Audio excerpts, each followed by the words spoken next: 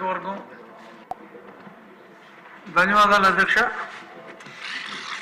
మా ఉండి నియోజకవర్గం మాకంతా కెనాల్స్ డ్రైన్స్ పూర్తిగా వ్యవసాయ ఆధారిత నియోజకవర్గం. మాకు ఏమంటే ఒక్క నిమిషం అవుతారా? హలో,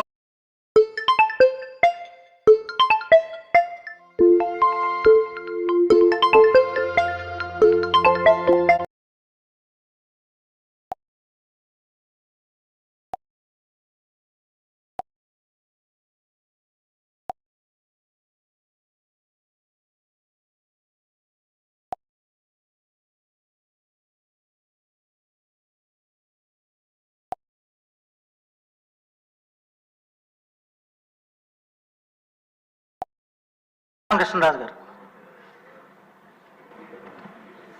ధన్యవాదాలు అధ్యక్ష. మా ఉండి నియోజకవర్గం మాకంతా కెనాల్స్ డ్రైన్స్ పూర్తిగా వ్యవసాయ ఆధారిత నియోజకవర్గం. మాకు ఏమంటే ఒక్క నిమిషం అవుతారా? హలో, ఒక్క నిమిషం.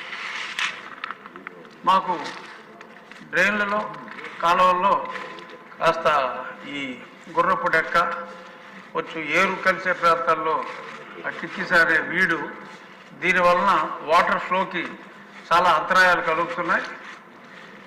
గత ఒక నెల రోజుల్లోనే, నెల క్రితమే మేము కాస్త ముందు చూపుతో చాలా కాలువలు ఈ డ్రైనేజీలన్నీ ఆ పూడికి తీసివేయటాలు మొదలుపెట్టాం.